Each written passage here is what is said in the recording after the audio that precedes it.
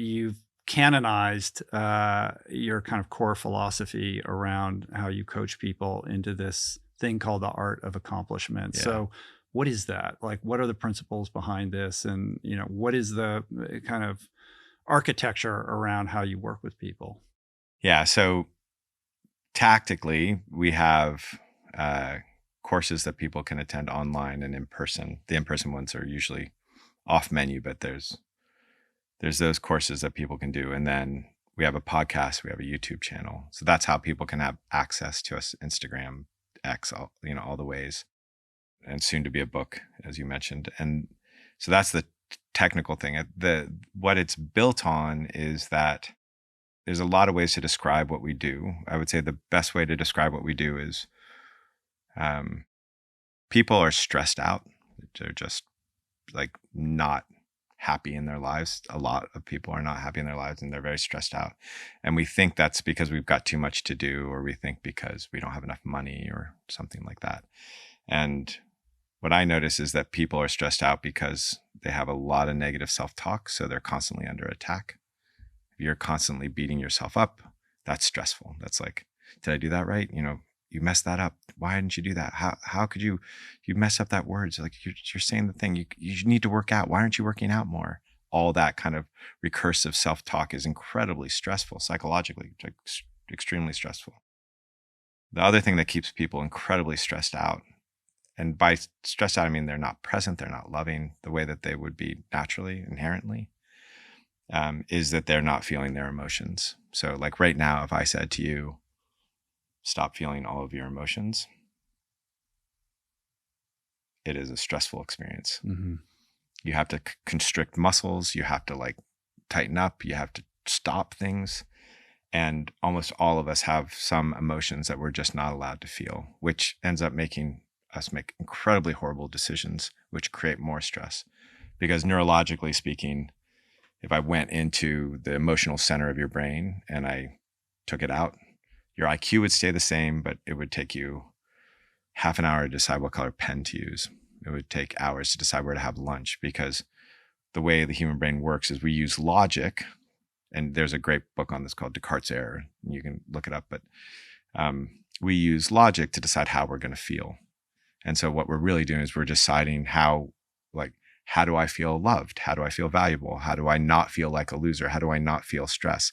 And that's what we're making our decisions based on. Mm-hmm. And when you're like, I'm happy to feel scared, I'm happy to feel angry because I know the gifts of all these emotional experiences, then you have like this incredible ability to make great decisions for yourself. It seems self-evident that this is the way to be, but it is interesting that, we're sort of hardwired to believe that like, oh, our stress is a function of external circumstances. Right, like if things weren't so crazy and like, I just have to get over this hump and then it's going to be fine. And if like my husband just didn't, if my wife just right. didn't. It's all, kind of lodged, outside of the self, but that's kind of an epiphany to understand that like stress is a function of repressed emotions or feeling like you're not permitted to feel yourself in certain circumstances. Like I had never thought of it in that context before. Yeah. And so to me, that's a lot of the core of our work is emotional fluidity, learning to, when I mean emotional fluidity, I don't mean like you go around getting angry at anybody every time. It means that you can feel all of your emotions. You're not being emotionally abusive, which means I'm going to throw my emotion at you. In our world, the easy one that everybody recognizes is, oh, I get angry at you. Like everybody knows what that person got angry at me, but you can get sad at somebody too, right? You can say, oh, poor me. This is all to manipulate somebody or to control somebody. You can get scared. Oh, I'm really worried about you. I'm really worried. So there's lots of ways of getting emotional at somebody that controls them. So we're not speaking about that, but we're speaking about, can we actually allow the emotional experience of our body to be there without thinking that it's wrong or bad or shameful? And that's, you just see people's we get to see people's lives change. That is like one of the biggest change agents on the planet, because if you think about it this way, how many people know they should exercise and they don't? How many people know that they should be nicer and they aren't? How many people know that they should eat one way and they don't?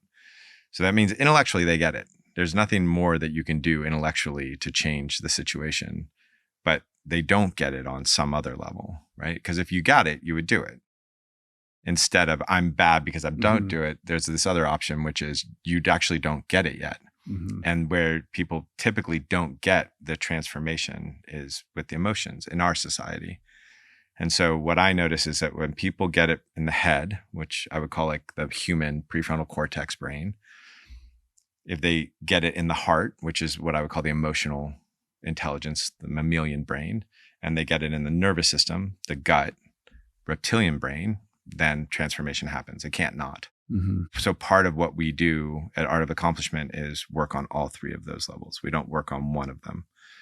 We work on all of them. It's counter-programming for kind of our cultural prerogative. It's an antidote to this hustle culture that we're in right now. Repress your emotions, barrel forward, just get it done. And it doesn't matter how you feel about it. These are short-term strategies, that always, end up in some kind of worse scenario down the line inevitably, right? So emotional fluidity is the opposite of emotional repression, basically. Can you be with your emotions? And, I'm somebody I'm in addiction recovery. I've been in AA forever.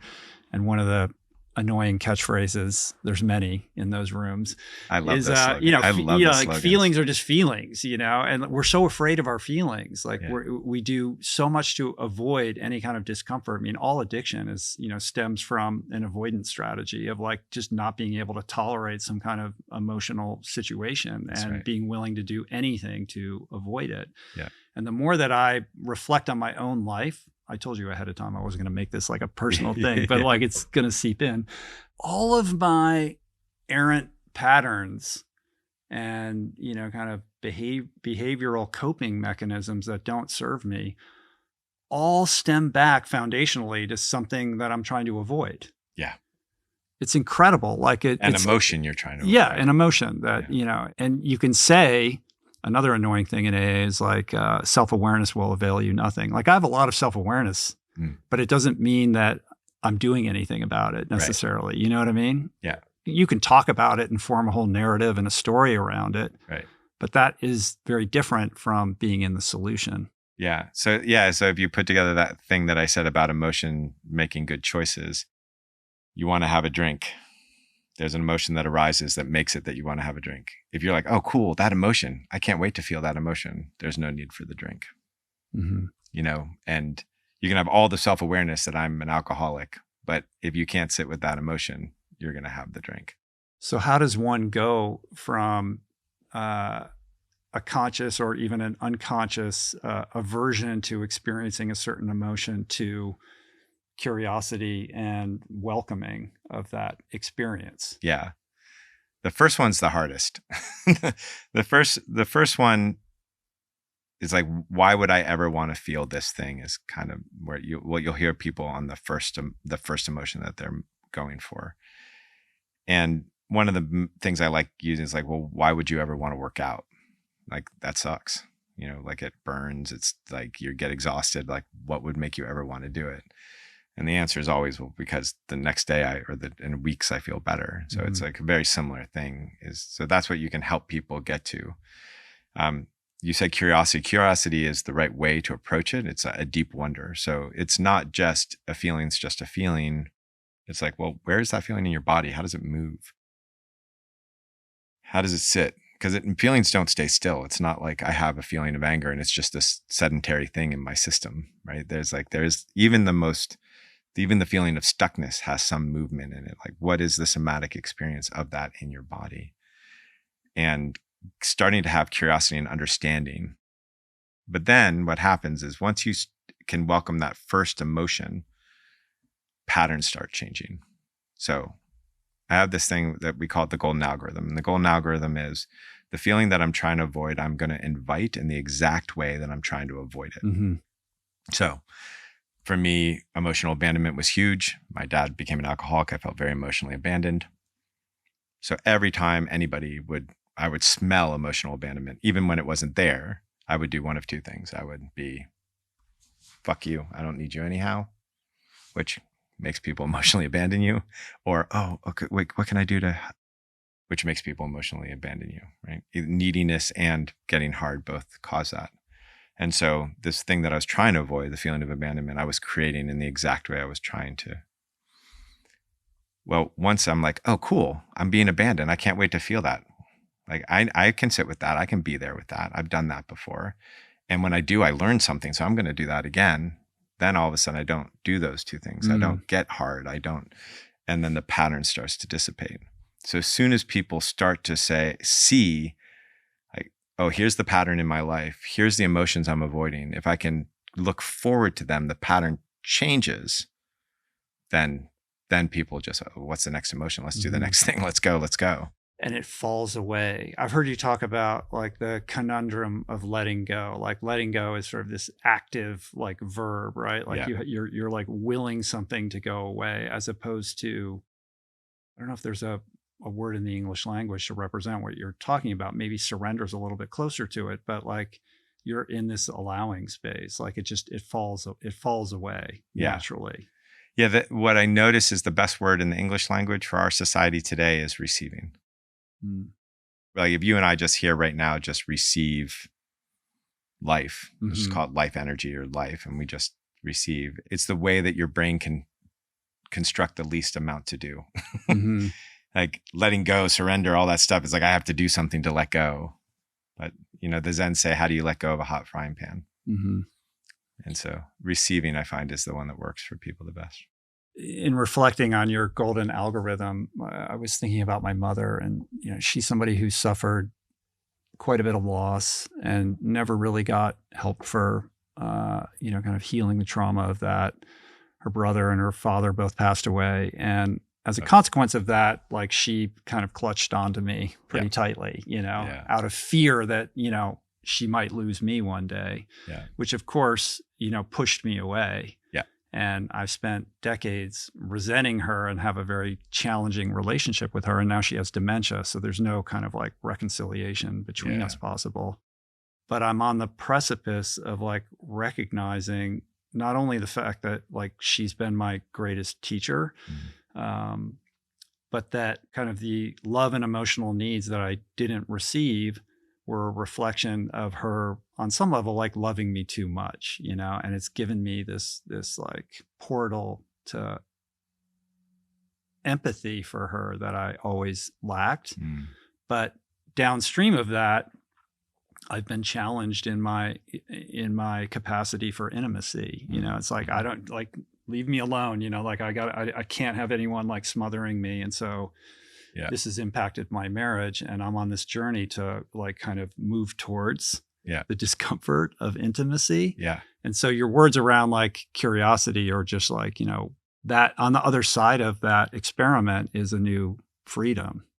I have like 20 things that I see in what you just said. So that pattern is very, like you clearly know, that pattern of if I feel smothered or dominated in that way by a mom, avoidance is kind of the natural thing, because that was the only way you could get a sense of self as a kid.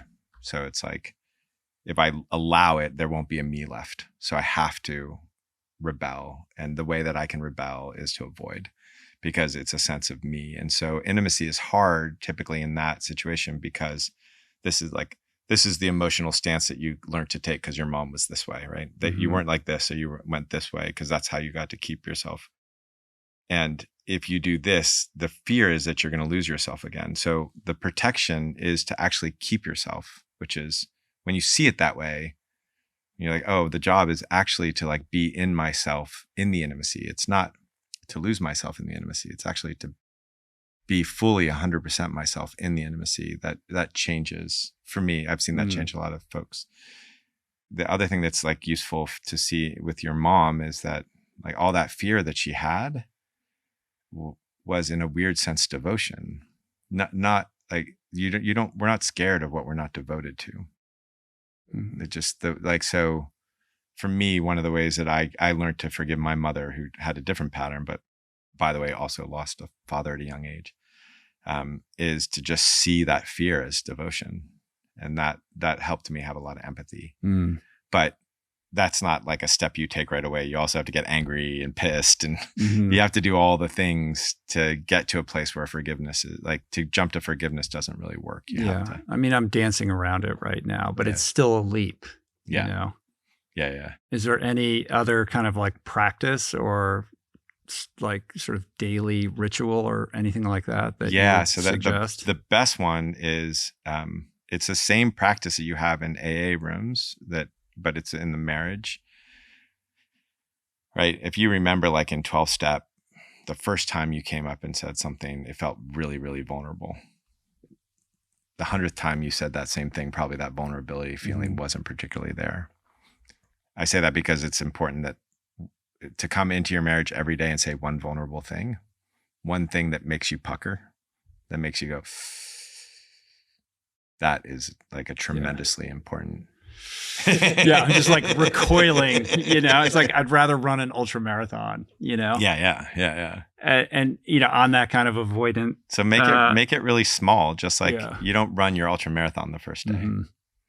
Just like, it doesn't have to be big. It could just be as simple as like, I don't want pasta tonight. Right. But it's that one thing that makes you just pucker a little bit. That changes it very quickly. That's helpful. Thank you. Yeah.